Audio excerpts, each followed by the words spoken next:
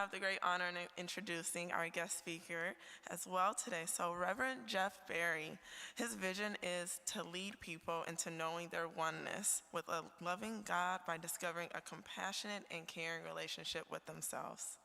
The nature of his relationship is sacred, and his devotion to prayer serves to cultivate their expansion. Believing in the perfection of his wholeness, he demonstrates self-acceptance to the world. He believes that discipleship is his truth, and by exemplifying humility, love, and compassion, he embraces wholeness in leadership. And if everyone in here could please give a warm round of applause to welcome Reverend Jeff Berry.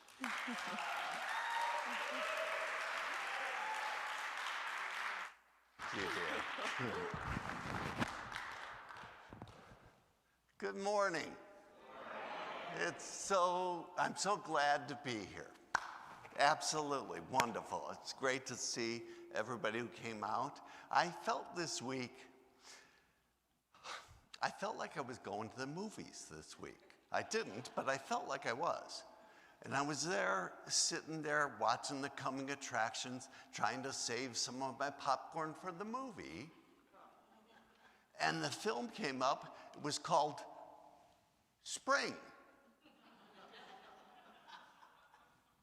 And just like a good preview, it was over. But we know it's coming back. And we can wait, but the sooner the better, right? Thanks to Reverend James for inviting me up to the stage this morning to share with you.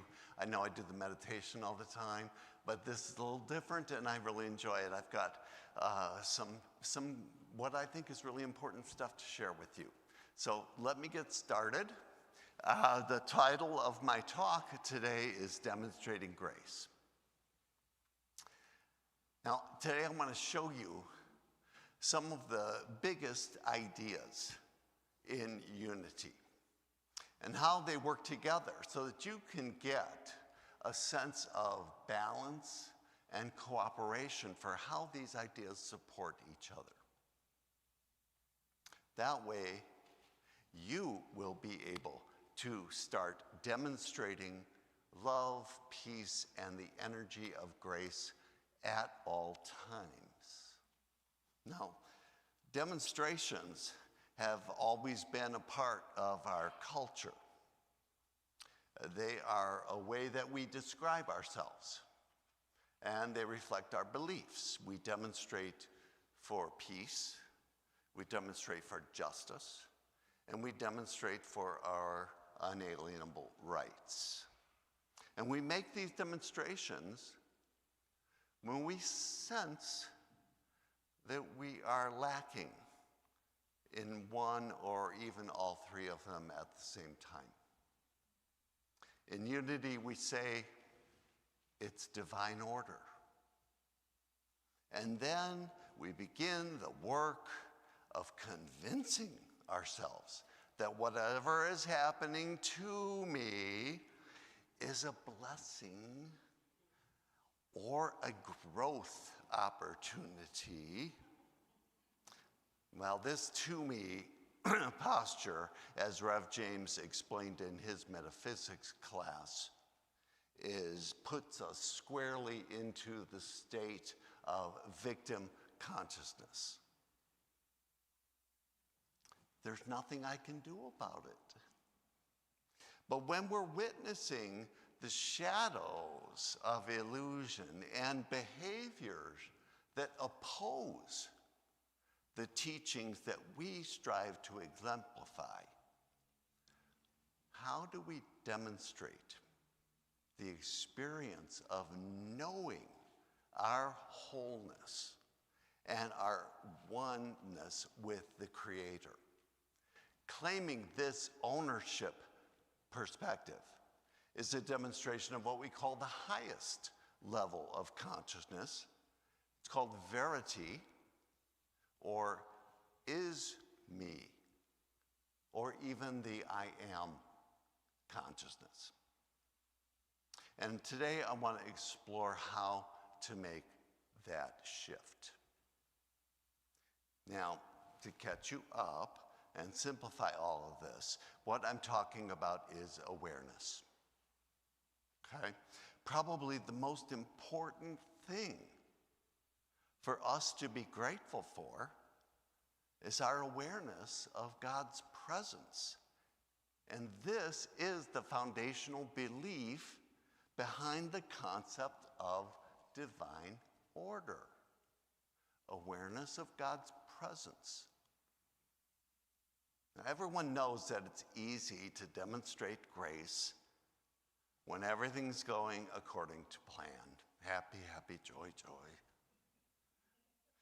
But every time that we are facing some sort of an uncomfortable situation, we're also demonstrating our awareness of God's presence by our response.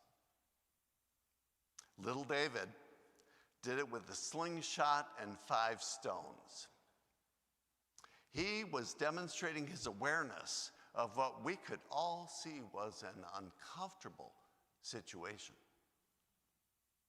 So how do we cultivate and raise our awareness when we're having a tough time? How do we wake up this inner power of ours? Well, there are many things that you can do, even in that moment of uncertainty. For instance, remember the feeling that you just had a few minutes ago when we ended the meditation. Okay? That feeling of being connected with the power and the presence. Well, that feeling becomes more familiar to you and it's more easily accessed when you practice meditation regularly.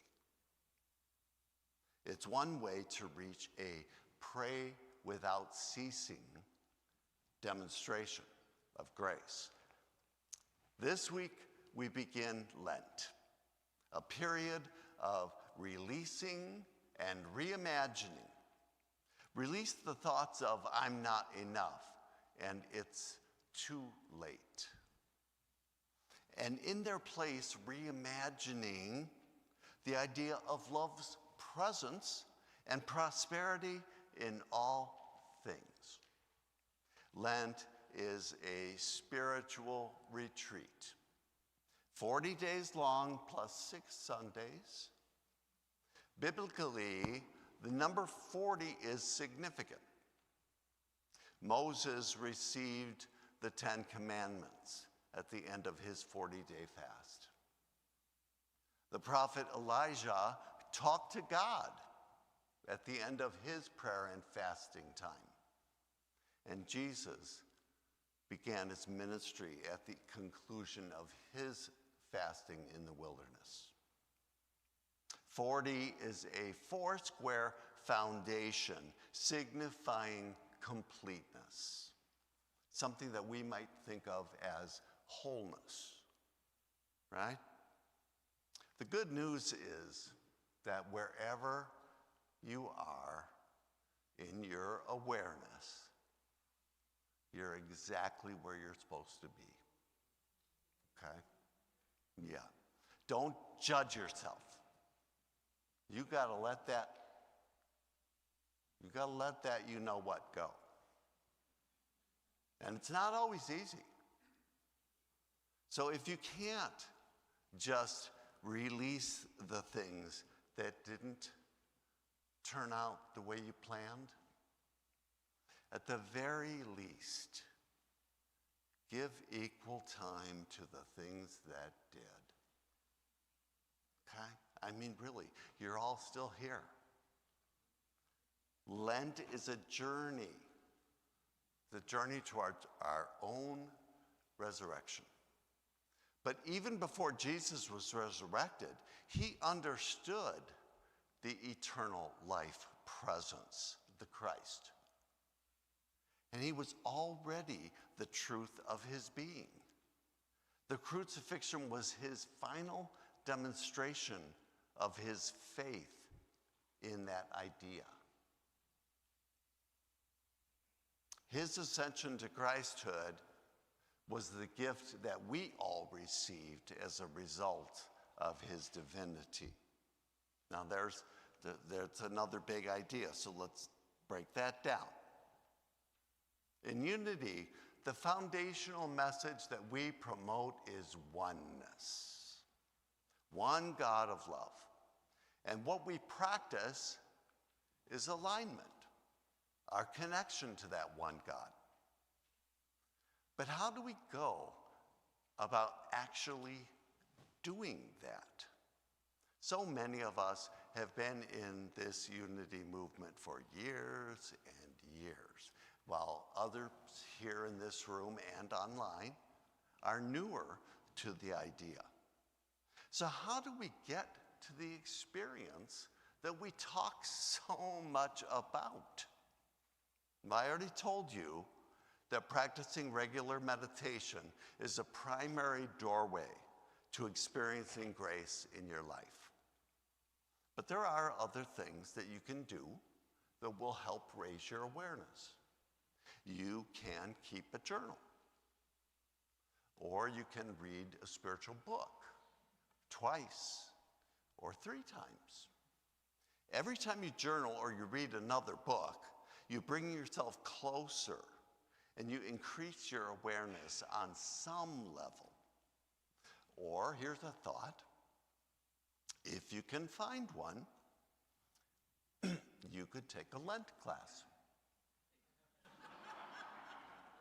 Just a thought? Maybe.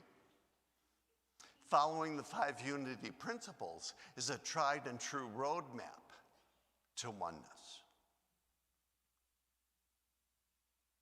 Who knows all 5 of them? Without looking at your bulletin that we give you every week. Okay. Well, for anybody who can't just rattle them off, I have simplified them for you down to 10 words. God is, I am, I believe, I blend, and I behave. God is absolute, unchangeable love. I am that love expressing. And the 3 B's. I believe. To believe is to think with your heart. I blend. To blend is to align yourself in oneness with God. I behave. To behave is to demonstrate the first 4. That's my how to practice alignment in 10 words. So, getting back now to my title, Demonstrating Grace, I think that maybe the most important thing to consider is, who are you demonstrating for? And what are you trying to say?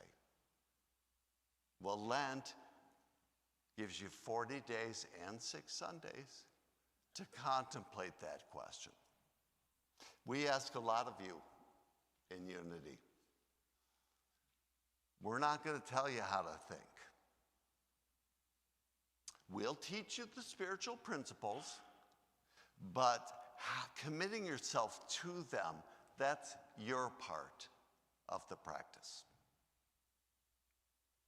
Okay, I have one more big idea for you. Transmutation. Who even knows what that is? Well, don't worry, I'm going to tell you. Transmutation is what we're all going to be practicing during Lent. Now, remember earlier I told you that I wanted to explore how the shift from victim to verity consciousness works. Well, transmutation was an act that Jesus demonstrated to the world when he performed the miracles that changed physical substance into spiritual ideas and demonstrations. It's like shape-shifting. Oh, now you get it. Okay, now you get it. Well, Lent offers us an opportunity to transmute our perceptions as physical beings into demonstrations of grace by knowing ourselves as spiritual beings first. In unity, we say, I am a spiritual being, together having a human experience. Lent is a chance to really focus our beliefs away from the illusion that we are in this world and claim that in truth we are merely of it. Jesus was fully human and fully divine. To be in the world but not of the world means living within society, engaging in daily life, and fulfilling human responsibilities, all the while rejecting its corrupt ideas, negative behaviors, and the importance and value of material possessions. To quote Rev James from last week, you can live in Babylon without being from Babylon.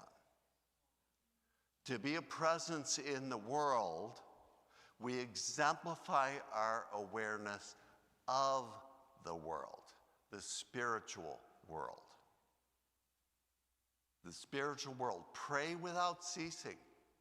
Fourth principle, I blend. I align myself with the spiritual truth of God's presence. Say that with me. I align myself with the spiritual truth of God's presence. Yes, yes. In chapter 2 of Keep It True Lent, Charles Fillmore says, in making your demonstrations, work for the conviction in your own heart that you are a child of God. Declare it in word and carry it out in the acts of your daily life. So what's the takeaway for today? Go out, demonstrate your grace, and be amazing about it. Namaste.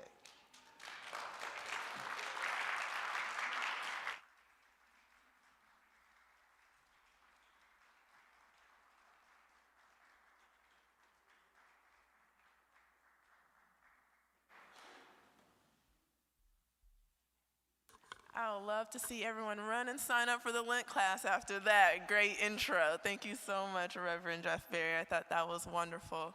And I did write down, so the 10 words that we should all abide by. I'm going to think about that in my next meeting and work this week. I will behave. That's the last one that I caught. But thank you all so much for joining us to hear Reverend Jeff Berry. And now we'll welcome back our special vocalist, Brandis Manuel, and the Peter Paulzak Quartet.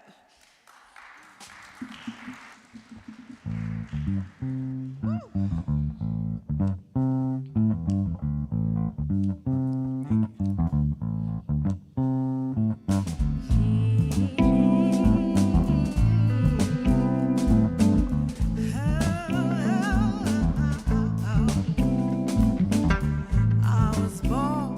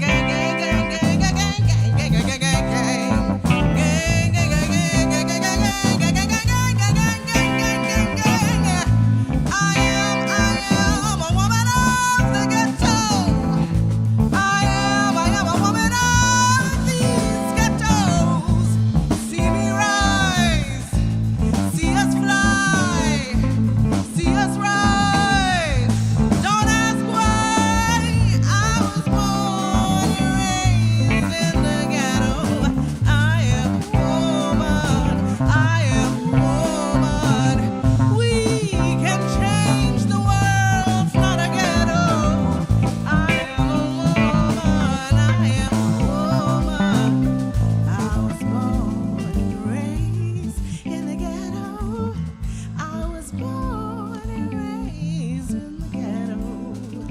I was born and raised out the ghetto. I am a woman of the ghetto.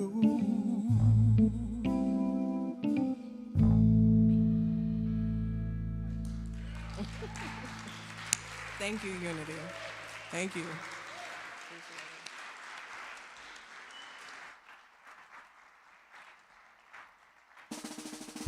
Thank you, Brandes. Beautiful. Peter Paul Zet Quartet, always a gift to us in this space. And now we've come to the time in our service where we give back. We have that opportunity to share from our own prosperity. And this is a wonderful and sacred time to celebrate who we are and all of the blessings we have received. So take your gift in your hand and join me today, as Reverend James would say, we'll join in our offertory blessing with energy. All right? Together, divine love richly flowing through me blesses and multiplies all that I am, all that I have, all that I give, and all that I receive. I am grateful for the blessings of this day. I am grateful for the blessings on the way.